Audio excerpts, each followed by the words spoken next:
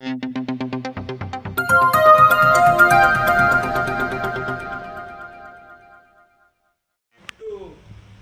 ಸಂವಿಧಾನ ಜಾಗೃತಿನೇ ಸಮೀಕ್ಷೆ, ಇದಂದ್ರೆ ಸಮೀಕ್ಷೆ. ಸಂವಿಧಾನ ಜಾಗೃತಿ ಅಂದ್ರೆ ಸಮೀಕ್ಷೆ. ಮತ್ತೆ ಇದರಲ್ಲಿ ಇದನ್ನು ಮಾತನಾಡಬಾರ್ದಂತಿಲ್ಲ. ಈ ಸಂವಿಧಾನ ಜಾಗೃತಿ ಸಭೆಯಲ್ಲಿ ನೀವು ಇವೆಲ್ಲ ವಿಷಯಗಳು ಮಾತನಾಡಬಹುದು. ಒಳ ಮೀಸಲಾತಿ ಮಾತನಾಡ್ರಿ, ಇನ್ಯಾವುದೇ ವಿಷಯಗಳು ಮಾತನಾಡಿದ್ರೆ ಅದು ಸಂವಿಧಾನದ ಒಳಗಡೆ ಇರ್ತದೆ. ನಾವು ಸಂವಿಧಾನ ಜಾಗೃತಿ ಅಂದ್ರೆ ಇವೆಲ್ಲ ವಿಷಯಗಳನ್ನು ಇದು ಒಳಗೊಂಡಿರ್ತದೆ, ಎಲ್ಲನೂ ಒಳಗೊಂಡಿರ್ತದೆ. ಇದನ್ನು ನಮ್ಮ ಜನಾಂಗಕ್ಕೆ ಗೊತ್ತಿಲ್ಲದಂಥ ವಿಷಯಗಳನ್ನು ಗೊತ್ತು ಮಾಡದೆ ಸಂವಿಧಾನದ ಜಾಗೃತಿ ಸಭೆ. ನಾವು ಇದನ್ನ ಮಾಡಿದ್ದೇವೆ. ಕೆಲವರು ಜನರಿಗೆ ಈಗ ನಮ್ಮ ದೇಶಮಾನ್ಯ ಮೇಡಮ್ ಅವರು ಹೇಳಿದ್ರು, ಬಾಬು ಜಗಜೀವನ್ ರಾಮ್ರವರು 9 ಸಮಿತಿಯಲ್ಲಿದ್ದಾರಂತ ನಮ್ಗೆ ಗೊತ್ತೇ ಇಲ್ಲ. ಮೊನ್ನೆ ನಾನು ಎಲ್ಲಿ ಒಂದು ತರಬೇತಿ ಶಿಬಿರ ಅಂತ ಮಾಡಿದ್ವಿ. ಅದರಲ್ಲಿ ಭಾಳ ಜನ ಪರಿಣಿತರು ಭಾಳ ಚೆನ್ನಾಗಿ ಮಾತನಾಡಿದ್ರು. ದುಡ್ಡು ಕೆಲಸ ಮಾಡ್ಯಾರ ಜಗಜೀವನ್ ರಾಮ್ರು ಅಂತೇಳಿ. ಇನ್ ಕೇಸ್ ಜಗಜೀವನ್ ರಾಮ್ರವ್ರು ಅಂಬೇಡ್ಕರ್ ನಂತರ ಇರಲಿಲ್ಲ ಅಂದ್ರೆ ಇದು ರಿಸರ್ವೇಶನ್ ಸಿಗೋದು ಬಹಳ ಕನಿಷ್ಠ ಮಾತಾಗ್ತಿತ್ತು ಅಂತಕ್ಕಂಥ ಮಾತು ಹೇಳಿದ್ರು. ರೋಸ್ಟರ್ ಸಿಸ್ಟಮ್ ಅವರೇ ರೈಲ್ವೆ ಎಂತ ಮಾತು ಹೇಳಿದ್ರು ಅಂತ ಕೇಳಿದ್ರೆ, ಜಗಜೀವನ್ ರಾಮ್ರ ಪಾತ್ರ ಎಂಥ ಮಾತು ಅಂತ ಹೇಳಿದ್ರೆ, ಇವತ್ತು ಕೂಡ ನಾವೆಲ್ಲ ನಾಯಕರಾಗಿದ್ದೇವೆ, ಒಬ್ಬರೇ ಜಗಜೀವನ್ ರಾಮ್ನ ಕಳ್ಕೊಂಡಿರೋದ್ರಿಂದ ಎಲ್ಲವನ್ನೂ ಕಳ್ಕೊಂಡಿದ್ದೇವೆ ನಾವು ಅಂತಕ್ಕಂಥ ಮಾತನ್ನು ಹೇಳಿದ್ರು. ಆ ಅಂಬೇಡ್ಕರ್ನು ಕೂಡ ಏನಂತ ಹೇಳ್ತಾರೆ, ಬಾಬಾ ಸಾಹೇಬ್ ಅಂಬೇಡ್ಕರ್ ಅವರು, ಸಂವಿಧಾನ ಒಳ್ಳೆ ಸಂವಿಧಾನನೇ ಇದು, ನಡೆಸ್ಕೊಂಡು ಹೋಗೋನು ಹೆಂಗಿರ್ತಾನೆ ಹಂಗಿರ್ತಾನೆ. ಕುದುರೆ ದೊಡ್ಡದು ಕೊಟ್ಟಿದ್ದೇನೆ, ಕುದುರೆ ಓಡಿಸೋನು ಚೆನ್ನಾಗಿ ಹೇಳ್ತಿದ್ರಿ ಏನ್ ಮಾಡೋದು, ಕುದುರೆ ಓಡಿಸೋನಿಗೆ ಅನುಭವ ಇದ್ದಿದ್ರಿ ಏನ್ ಮಾಡೋದು. ಹಾಗೇನೇ ಡಾಕ್ಟರ್ ಬಾಬಾ ಸಾಹೇಬ್ ಅಂಬೇಡ್ಕರ್ ಹೇಳಿರೋರು. ಅವತ್ತಿನ ಕಾಲಮಾನದಲ್ಲಿ ಡಾಕ್ಟರ್ ಬಾಬಾ ಸಾಹೇಬ್ ಅಂಬೇಡ್ಕರ್ ಇದ್ರು ಅನ್ನೋ ಕಾರಣಕ್ಕಾಗಿ ನಮ್ಮನ್ನು ಒಬ್ಬನು ಒಂದು ಏಟ್ ಮುಟ್ಟಕ್ಕಾಗಿರ್ಲಿಲ್ಲ. ಇವತ್ತು ಕಂಡು ಕಡೆಗೆ ಕೊಲೆ, ಸುಲಿಗೆ, ದಬ್ಬಾಳಿಕೆ, ದೌರ್ಜನ್ಯ, ಅತ್ಯಾಚಾರ, ಅನ್ಯಾಯ ನಿರಂತರ ನಡೀತಿದ್ದಾವೆ ಅಂದ್ರೆ ನಮ್ಮ ನಾಯಕತ್ವ ಫೇಲ್ಯೂರ್ ಆಗಿದೆ.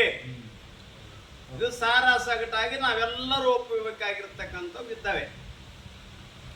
ಸೊ ಹೀಗಾಗಿರೋದ್ರಿಂದ ನಮ್ಮ ಜವಾಬ್ದಾರಿಗಳನ್ನು ಕೂಡ ನಾವು ಮಾತನಾಡಿಕೊಳ್ತಕ್ಕಂಥದ್ದು ಅಗತ್ಯ ಇದೆ. ಇದರಲ್ಲಿ ಈ ಕಾರ್ಯಕ್ರಮದಲ್ಲಿ ನಮ್ಮ ಜವಾಬ್ದಾರಿ ಏನು, ಬರೀ ಜನ ಅಂತಂದು ಹಬ್ಬ ಮಾಡೋದಲ್ಲ. ಒಂದು ಶಬ್ದ ಕೂಡ ನಮ್ಮ ಜನರ ಕಿವಿಯಾಗಿ ಬಿದ್ರೆ ಎಷ್ಟೋ 1000 ಕೋಟಿ ಕೊಟ್ಟಂಗೆ ನಿಮ್ಗೆ ಗೊತ್ತಿರಲಿ. ಇವತ್ತು ಕೋಟಿ ಅಂತ ಕೇಳ್ತೀವಿ, ಇದೇನು ಹೊಸದೇನಲ್ಲ. ಇದನ್ನ ಕೋರ್ಟ್ ಮುಖಾಂತರ ಹೋಗಿ ಕೋರ್ಟ್ ಹೇಳಿದ ಮೇಲೆ ಆದರೂ ಕೂಡ ಇನ್ನು ಆಗ್ತಾ ಇಲ್ಲ ಅಂತಕ್ಕಂಥದ್ದು ಇದು ನೋವಿನ ಸಂಗತಿ. ಇದು ಸಂವಿಧಾನದ ಒಳಗಡೆನೆ ಬರ್ತದೆ ಚರ್ಚೆ. ಇದು ಸಂವಿಧಾನದ ಬಿಟ್ಟಿಲ್ಲ. ನಾವು ಏನಂತ ಹೇಳ್ತೀವಿ ಅಂದ್ರೆ, ಇದು ಕಾರ್ಯಕ್ರಮ ಆಗೋದು ಕೂಡ ಸಂವಿಧಾನ ಜಾಗೃತಿ ಸಭೆಯನ್ನ ಮಾಡ್ತಾ ಇದ್ದೀವಿ. ಈ ಸಂವಿಧಾನ ಜಾಗೃತಿ ಸಭೆಯಲ್ಲಿ ಕೂಡ ಈ ಚರ್ಚೆ ಕೂಡ ಆಗ್ಬೇಕಾಗ್ತದೆ. ಮತ್ತೆ ನಾವು ಇದು ಒಂದು ತಪ್ಪು. ಅದಕ್ಕೆ ನಾನು ಏನು ಹೇಳ್ತೀನಿ ಸಿದ್ದರಾಜ್ ಅವರಿಗೆ, ಇದು ದಿಕ್ಕು ತಪ್ಪಿಸ್ತಕ್ಕಂಥ ಕೆಲಸಕ್ಕೆ ಇದಾಗ್ತದೆ. ಇದು ನೀವು ದಯವಿಟ್ಟು ಬಹಳ ಸೂಕ್ಷ್ಮವಾಗಿ ನೋಡಿ. ನಾನು ಕೆಂಬಾವಿ ಅಂತ ಸುರಪುರದಲ್ಲಿ ಹೋಗಿದ್ದೆ. ಸುರಪುರದಲ್ಲಿ ಹೋದ್ರೆ ಕೆಂಬಾವಿ ಜನರು, ಹಳ್ಳಿ ಜನರು ಏನಂತಂದ್ರೆ, ಒಂದು ಹಳ್ಳಿಯಾಗ ಜನರ ಹತ್ರ ಹೋಗೇ ಇಲ್ಲ. ನಮ್ಮ ಯಾರು ಮುರುಕೇಶ, ನಾವ್ ಯಾವ ಹಳ್ಳಿಯಕ್ಕೆ ಹೋಗಿದ್ವಪ್ಪ, ಕೆಂಬಾವಿ ಒಂದು ಪಟ್ಟಣ ಹಳ್ಳಿಯಕ್ಕೆ ಹೋಗಿದ್ವಿ. ಆ ಹಳ್ಳಿಯಾಗ ಹೋಗೇ ಇಲ್ಲ, ಸಮೀಕ್ಷೆಯವರೇ ಹೋಗಿಲ್ಲ. ಕೆಂಬಾವಿಯಲ್ಲಿ ಇದೆ. ಕೆಂಬಾವಿ ನಮ್ಮದು ಸುರಪುರ ತಾಲೂಕಿನಾಗ ಬರ್ತದೆ. ಅದು ಒಂದು ದೊಡ್ಡ ಪಟ್ಟಣ. ಆ ಪಟ್ಟಣದಲ್ಲಿ ಜನರ ಹತ್ರ ಹೋಗೇ ಇಲ್ಲ ಸಮೀಕ್ಷೆಯವರು. ನಾವು ಅಲ್ಲಿ ಹೋಗಿ ಮಾತನಾಡ್ತೀವಿ. ಏನ್ ಹೇಳ್ತಾನೆ ನಾವು ಕೊಡೋಣ ಮಂತಪ್ಪ ಅಂತ. ಏನ್ ಹೇಳ್ತೀನಿ ಅಂತಂದ್ರೆ, ನಮ್ಮ ಮಂದಿದು ಮಾದ್ರಂತ ಬರ್ಸಂತ ಹೇಳಕ್ ಬಂದಿನಿ. ಮಾದ್ರಂತ ಯಾರ ಮುಂದೆ ಬರ್ಸ್ಬೇಕು ನಾವು ಅಂತ. ಯಾರ ಮುಂದಂದ್ರೆ ಅಧಿಕಾರಿಗಳು ಬರ್ತಾರೆ, ತಡಿಯಪ್ಪ ಬಂದಿರ್ಬೇಕಲ್ಲ ನಿಮ್ಗಂತಂದ್ರೆ, ನಿನ್ನನ್ನು ಬಿಟ್ರೆ ಇನ್ಯಾರು ಬಂದಿಲ್ಲಪ್ಪ ಇಲ್ಲಿಗೆ. ಈ ಸ್ಥಿತಿ ಆಗಿದೆ. ನಿಮಗೆ ಹೇಳ್ತೀನಿ, ಇದನ್ನೇನು ಇವತ್ತಿನ ಚರ್ಚೆ ಆಗ್ತದಲ್ಲ, ಅವ್ರ ವಿಚಾರ ಚರ್ಚೆ ಆಗಲಿ, ಸಂವಿಧಾನದಲ್ಲಿ ಅಂಬೇಡ್ಕರ್ ವಿಚಾರ ಚರ್ಚೆ ಆಗಲಿ. ಸಂವಿಧಾನದ ಬಗ್ಗೆ ಚರ್ಚೆ ಅಲ್ಲ, ಸಂವಿಧಾನದಲ್ಲಿ ಅಂಬೇಡ್ಕರ್ ವಿಚಾರ ಚರ್ಚೆ ಆಗಲಿ, ಸಂವಿಧಾನದಲ್ಲಿ ಬಾಬು ಜಗಜೀವನ್ ರಾಮ್ರವರ ವಿಚಾರ ಚರ್ಚೆ ಆಗಲಿ.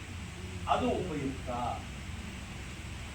ನನ್ನ ಮಾತನ್ನ ಈ ಸಂದರ್ಭದಲ್ಲಿ ಹೇಳಕ್ ಬಯಸ್ತೀನಿ. ನಾನು ಯಶಸ್ವಿ ಕಾರ್ಯಕ್ರಮ ಆಗ್ತದೆ ಅನ್ನೋ ಮಾತನ್ನು ಹೇಳಿ ನೀವು ಇದನ್ನು ಮಾಡ್ತೀರಿ ಅಂತೇಳಿ ನನಗೆ ಮನಸ್ಸು ಅಂತೇಳಿ ಇದೆ. ಈಗಾಗಲೇ ಈಗ ನಾನು ಇವರು ನಮ್ಮ ಸಿದ್ದರಾಜ್ ಅವರು ಮತ್ತು ಮಾನ್ಯ ನಿರ್ದೇಶಕರು ಇವರೆಲ್ಲ ಕೂಡಿ 30ಕ್ಕೆ ನಿರ್ಧಾರ ಮಾಡಿದ್ದಾರೆ.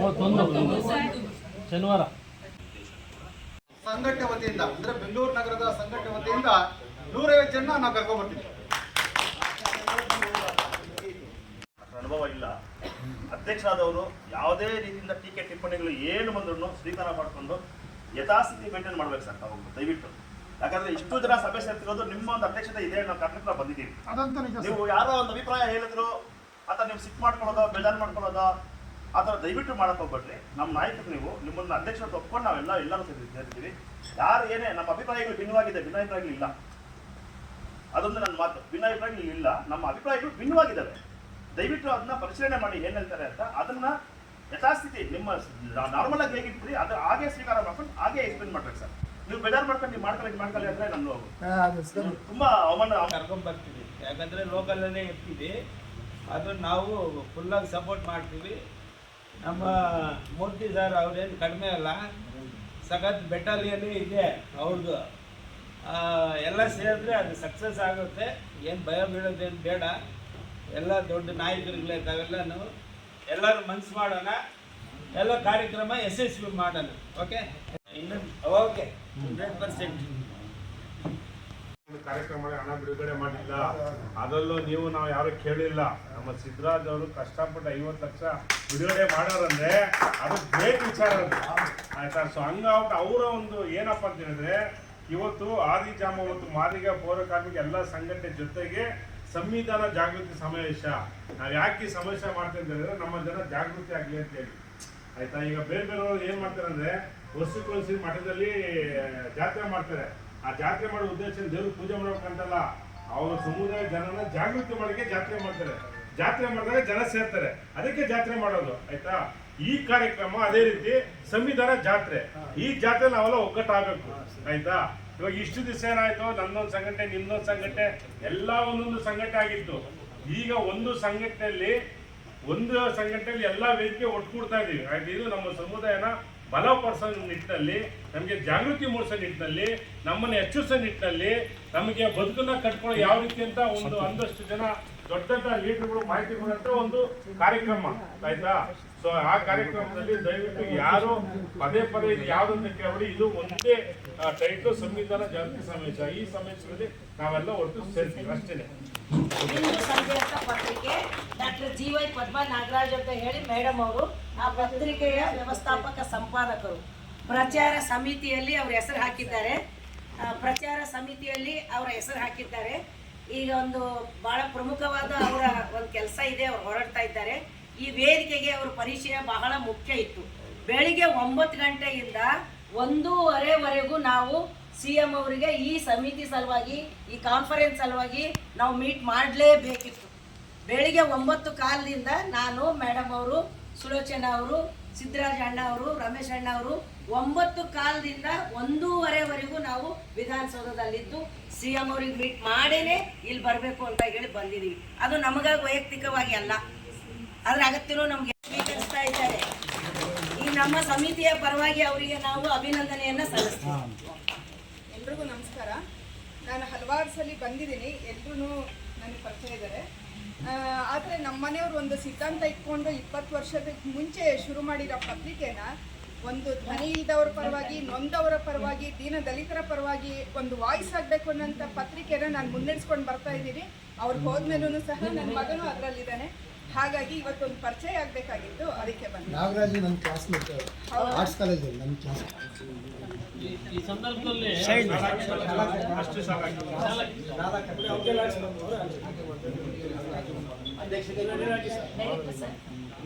ಸಂದರ್ಭದಲ್ಲಿ ಇನ್ನೊಂದು ವಿಷಯ ಏನಂದ್ರೆ, ನಾವು 17ನೇ ಇಸ್ವಿನಲ್ಲಿ ಕಾರ್ಯಕ್ರಮ ಮಾಡಿದಾಗ ಇಡೀ ಚೌಲ್ಟ್ರಿನೇ ನಮ್ಗೆ ಬಿಟ್ಕೊಟ್ಟಿದ್ದು ಆಯ್ತಾ. ನಮ್ಗೆ ಬಿಟ್ಕೊಟ್ಟು ಆಮೇಲೆ ಊಟ ತಿಂಡಿ ತರಿಸಿ ಅಲ್ಲೇ ನೀವು ಮಾಡಬೇಕು, ದಿನನಿತ್ಯ ಮೀಟಿಂಗ್ ಮಾಡಬೇಕು ಅಂತ ಹೇಳ್ದಂಥವ್ರು ಮಹನೀಯರು.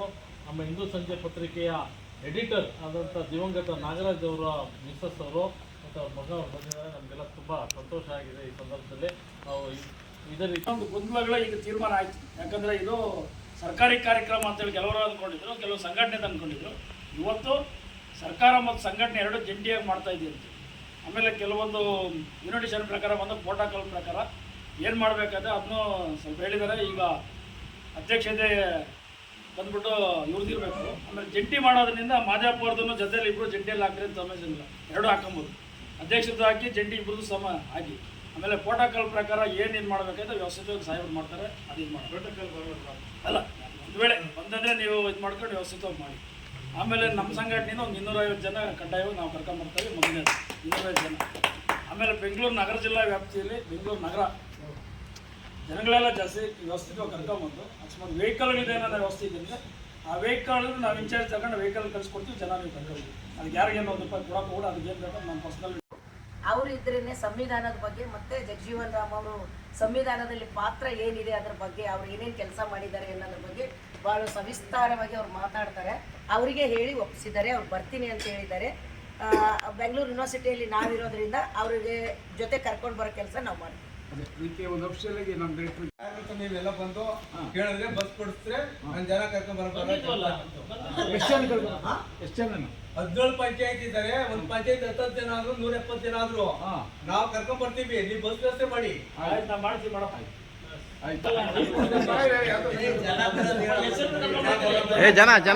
ಜನ 4 ಬಸ್ ಕರ್ಕೊಂಡ್ಬರ್ತೀವಿ. ಫ್ರೀಡಮ್ ಪಾರ್ಕ್ ಡಿಸೆಂಬರ್ 31 ಮಾಡ್ತೀವಿ ಕಾರ್ಯಕ್ರಮ ಪ್ರತಿ ವರ್ಷ. 4 ಬಸ್ ಕರ್ಕೊಂಡ್ಬರ್ತೀವಿ. ಈ ಸಲ ಕರ್ಕೊಂಡ್ಬರ್ತೀವಿ. ಸಂಘಟನೆ ಬರ್ತೀವಿ ಸರ್, ಆದಿಜಾಮ ಸಂಘಟನೆ. ಮತ್ತೆ ಕಲಾವಿದರು ಕೂಡ ಅವರು ಬಹಳ ಒಳ್ಳೆ ಆರ್ಟಿಸ್ಟ್. ಆಮೇಲೆ ಬಹಳಷ್ಟು ಕೆಲಸಗಳನ್ನ ಬಿಜೆಪಿ ಪರವಾಗಿ ಮಾಡಿದ್ದಾರೆ. ಈಗ ಅವ್ರು ನಮ್ಮ ಜನಾಂಗದವರಾಗಿರೋದ್ರಿಂದ ನಮ್ಮ ಜನಾಂಗಕ್ಕೂ ನೀವು ನಿಮ್ಮ ಕೊಡುಗೆ ಕೊಡಬೇಕು. ಆಮೇಲೆ ಮಗನ್ನ ಫಾರಿನಲ್ಲಿ ಓದಿಸ್ತಾ ಇದ್ದಾರೆ. ಅದಕ್ಕೆಲ್ಲ ನಮ್ಮ ಸಂಘಟನೆಯಿಂದಲೂ ಬಹಳ ನಾವು ನಿಮಗೆ ಅದೇ ದುಡ್ಡು ಕಾಸು ಕೊಟ್ಟಿಲ್ಲ, ನಾವು ಸಹಕಾರ ಕೊಟ್ಟಿದ್ದೀವಿ ನಿಮ್ಗೆ. ಆ ಒಂದು ಋಣಕ್ಕಾಗ ದಯವಿಟ್ಟು ನೀವು ಏನಾದ್ರು ಕೊಡುಗೆ ಕೊಟ್ಟರು ಸರಿ, ಜನ ಕರ್ಕೊಂಡ್ಬಂದ್ರು ಸರಿ. ನೀವು ಏನು ಹೇಳ್ತೀರೋ ಅದು ಮಾಡ್ತೀವಿ. ಕೌಂಟಿಂಗ್ ಬಸ್ ಕೊಡಿ ಆಯ್ತು. ನಾನು ಅವ್ರಿಗೆ ಏನು ಕೊಡ್ಬೇಕು ನಾನು ಸ್ವತಃ ಖರ್ಚಾಗಿ ನಾನು 2000 ಜನ ಕೌಂಟಿಂಗ್ ತಗೊಂಡಿದ್ದೀನಿ. ಬಸ್ ಕೊಡಿ. 2000 ಜನಕ್ಕೆ ಎಷ್ಟು ಬಸ್ಸು? ಎಷ್ಟು ಲೆಕ್ಕ ಹಾಕೊಳ್ಳಿ. 40 ನಾನು Nelamangala taluk, Doddaballapura taluk, Nelamangala constituency, Doddaballapura constituency cover ಮಾಡ್ತೀನಿ. ನಾನು ಒಬ್ಬನೇ ಮಾಡ್ತೀನಿ. ನಮಗೆ ಜನ ಅವರೇ ಮಾಡಿಸ್ತಾ ಇದ್ದೀನಿ. 2000 ಜನ ಆಯ್ತು ಬಗ್ಗೆ ನಮ್ಗೆ DKC ಒಪ್ಕೊಂಡವ್ರೆ ಅರೇಂಜ್ ಮಾಡಿಸ್ತೀವಿ. 40 ಬಸ್ ಕೊಟ್ಬಿಡ್ರಿ. ಅರೇಂಜ್ ಮಾಡ್ತೀವಿ. ನಮ್ಮ ಇದರಲ್ಲಿ ಒಳ ಮೀಸಲಾತಿದು ಒಂದು ಇದು ನಡೀತಾ ಇದೆ ಸಮೀಕ್ಷೆ. ಹಾಗಾಗಿ ನಾವೆಲ್ಲ ಸ್ವಲ್ಪ ಕಾಂಟ್ಯಾಕ್ಟ್ ಅಲ್ಲಿ ಇದ್ದೀವಿ. ಹಾಗಾಗಿ ಈ ವಿಚಾರವನ್ನು ನಾನು ಅವ್ರ ಜೊತೆ ಎಲ್ಲರ ಜೊತೆ ಚರ್ಚೆ ಮಾಡಿ ಆಯ್ತು ಸಾಧ್ಯಾದಷ್ಟು ನಾವಿಲ್ಲೂ ಬರ್ತೀವಿ ಅಂತ ಹೇಳಿದ್ವಿ. ಎಷ್ಟಾಗುತ್ತೆ ಅಂತ ನಾವು ಬರ್ತೀವಿ.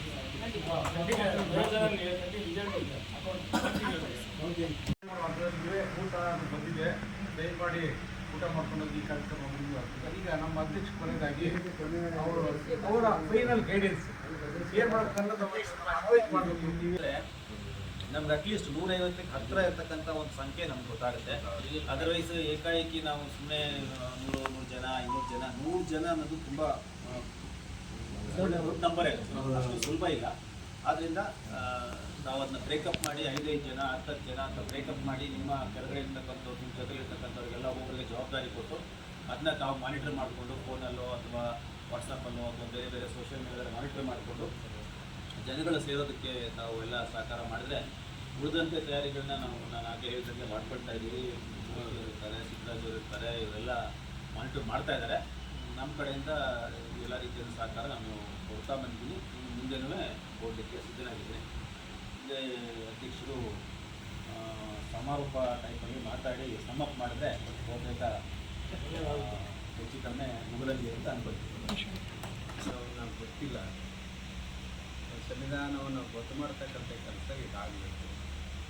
ಅದಕ್ಕಾಗಿಯೇ ಯಾರಿಗೆ ಸಂವಿಧಾನದಲ್ಲಿ ಏನಿದೆ ಅಂತೇಳಿ ಗೊತ್ತಿಲ್ಲಲ್ಲ ಅಂಥವ್ರ ಪಾರ್ಟಿಸಿಪೇಷನ್ ಇದರಲ್ಲಿ ಹೆಚ್ಚಿರಬೇಕು. ಅಂದರೆ ನಮ್ಮ ಜನಾಂಗ, ಶೋಷಿತ ಜನಾಂಗ ಅವರೆಲ್ಲರೂ ಇದರಲ್ಲಿ ಭಾಗವಹಿಸಿದ್ರೆ ಭಾಳ ಇದರ ಜೊತೆಲಿ ಏನಂತಂದರೆ ಇದು ಕರ್ನಾಟಕ ರಾಜ್ಯ ಆದಿಜಾಂಬವ ಮಾದಿಗರ ಸಂಘಟನೆಗಳು ಒಕ್ಕೂಟ, ಇದರ ಮತ್ತು ಸರ್ಕಾರ ಇದರ ಸಹಭಾಗಿತ್ವದಲ್ಲಿ ಇದು ನಡೀತಿದೆ ಅಂತಕ್ಕಂಥದ್ದು ನನ್ನ ನಿರ್ದೇಶಕರು ಈಗಾಗಲೇ ಅವರು ಪ್ರಸ್ತಾಪ ಮಾಡಿದ್ದಾರೆ. ನಾವು ಕೂಡ ಅದನ್ನು ಕೇಳಿದ್ವಿ, ಅವರು ಕೂಡ ಸ್ಪಷ್ಟಪಡಿಸಿದ್ದಾರೆ. ಹಾಗಾಗಿರೋದ್ರಿಂದ ಇದು ಏನಾಗಿದೆ ಅಂತ ಕೇಳಿದ್ರೆ ಇದೊಂದು ಸರ್ಕಾರಿ ಕಾರ್ಯಕ್ರಮ ಥರ ಇದೆ. ಇದು ಆ ಕಾರಣಕ್ಕಾಗಿ ನಾನು ಅದನ್ನು ಹೇಳಿದೆ ಅಂತ ಸ್ಪಷ್ಟಪಡಿಸಿದ್ದಾರೆ.